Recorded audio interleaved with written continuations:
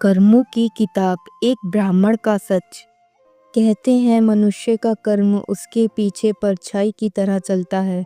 हम उसे छिपाते हैं, भूल जाते हैं, बहाने बना लेते हैं, पर समय सब जानता है, कर्म सब याद रखते हैं। और कभी कभी ईश्वर किसी एक इंसान को चुनकर दुनिया को दिखा देते हैं कि सच्चाई क्या है। आज की इस कहानी में मैं आपको एक ऐसे ब्राह्मण से मिलवाऊंगी जो लोगों के कर्मों की किताब पढ़ लेते थे, जिसके भीतर झांककर वह बता देते थे किसने कौन सा पाप किया है, किसने कौन सी गलती छिपाई है, किसका कौन सा कर्म किस रूप में वापस आने वाला है। ये कहानी है विश्वास, अधर्म, भय, सत्य और मोक्ष की। तो चलिए शुरू करते हैं। उत्तराखंड की पहाड़ियों में बसा छोटा सा गांव देवानंदपुर बहुत शांत, सुंदर और प्रकृति से भरा। लोग छोटे छोटे खेतों में काम करते, सुबह मंदिर से घंटियों की आवाज आती और शाम को ताजी हवा से पत्तियां नाचती। लेकिन इस गांव में एक ऐसी बात थी जिसने आसपास के 5 गांवों में डर फैला दिया था। वहां रहने वाले एक ब्राह्मण आचार्य विद्याधर को लोग कर्म दृष्टा कहते थे, क्योंकि कहा जाता था कि वो किसी के भी कर्म पढ़ लेते थे। बस एक बार सामने बैठो, आंखें बंद करो और 5 मिनट बाद वो तुम्हारे पिछले कर्म, पाप, गलतियां और आने वाले दुख तक बता देते थे। लोग कहते थे उनकी आंखों में देखने का साहस मत करना, क्योंकि वो तुम्हारे भीतर छुपे सबसे गहरे सच को पकड़ लेते हैं। पर आचार्य खुद हमेशा यही कहते, मैं कुछ नहीं जानता, सब ईश्वर जानता है, मैं तो बस उसका माध्यम हूँ। गांव वाले उनका सम्मान करते थे, पर दूर दराज से आने वाले लोग उनसे डरते भी थे। इस कहानी का असली किरदार था आरव, एक 19 साल का लड़का, सपनों से भरा लेकिन परेशानियों से टूटा हुआ। घर में गरीबी, पिता की बीमारी और पढ़ाई छोड़ने की नौबत। उसकी माँ चाहती थी कि वह आचार्य विद्याधर से मिले, पर आरव नहीं मानता था। माँ, कोई इंसान कैसे जान सकता है मैं क्या करता हूँ? बेटा, वो इंसान नहीं, ईश्वर का दिव्य वरदान है। नहीं माँ, ये सब धोखा है। लेकिन एक दिन जब उसके पिता की तबीयत अचानक और बिगड़ी तो मजबूरी में उसे जाना पड़ा। सांझ का समय था, मंदिर के बाहर हवा ठंडी थी। वहाँ एक छोटी सी कुटिया थी जहाँ आचार्य विद्याधर रहते थे। कुटिया आम नहीं थी, दीवारों पर श्लोक लिखे थे, अंदर दीपक की लौ शांति से जल रही थी और वातावरण में धूप की सुगंध फैली हुई थी। आरव अंदर गया। आचार्य ने बिना देखे कहा, आओ बेटा आरव। आरव हिल गया, उसने अपना नाम तक नहीं बताया था।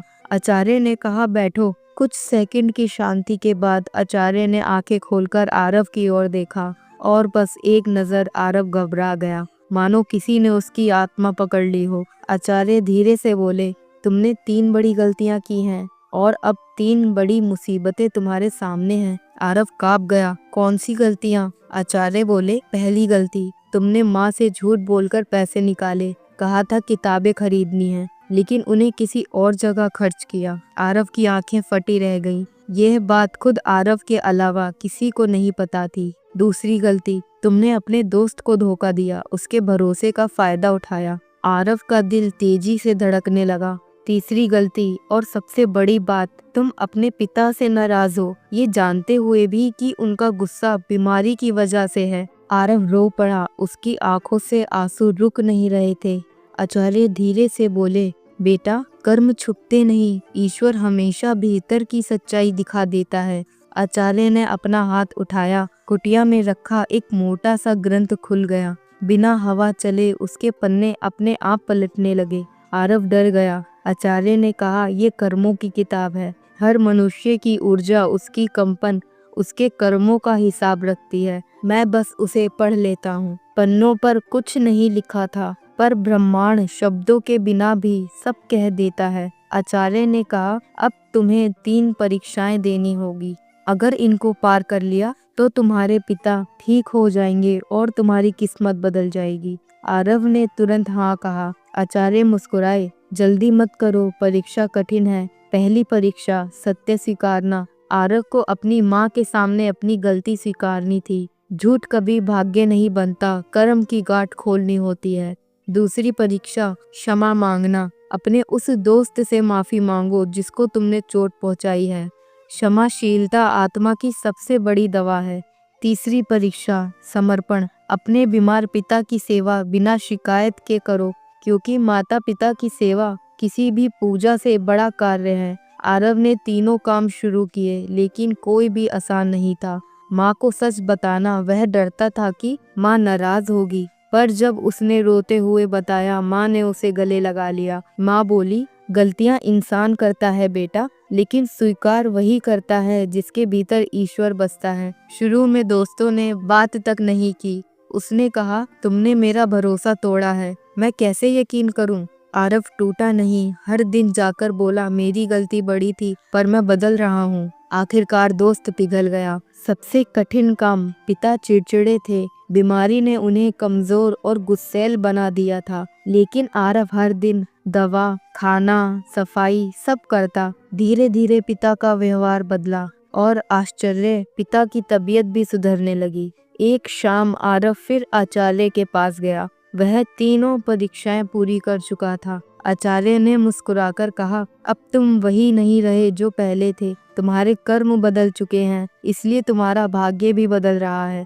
आरव ने पूछा, गुरुदेव आप ये सब कैसे जानते हैं? क्या वाकई ये कोई चमत्कार है? आचार्य ने शांति से कहा, चमत्कार कुछ नहीं होता बेटा, कर्म आवाज करते हैं, ऊर्जा बोलती है, और जो मन स्थिर हो जाता है उसे सब दिखाई देता है। लोग मुझे चमत्कारी कहते हैं, लेकिन मैं बस ध्यान से सुनता हूँ, क्योंकि व्यक्ति अपने कर्म अपने साथ लेकर आता है, बस उन्हें पढ़ना सीखो। आरव की आंखें नम थीं। आचार्य ने अपना हाथ उसके सर पर रखा। तुम्हारे पिता ठीक हो जाएंगे, तुम्हारी राह अब साफ है, लेकिन याद रखना, कर्मों की किताब हर पल लिखी जाती है। अच्छा सोचो, अच्छा करो, बाकी ईश्वर पर छोड़ दो।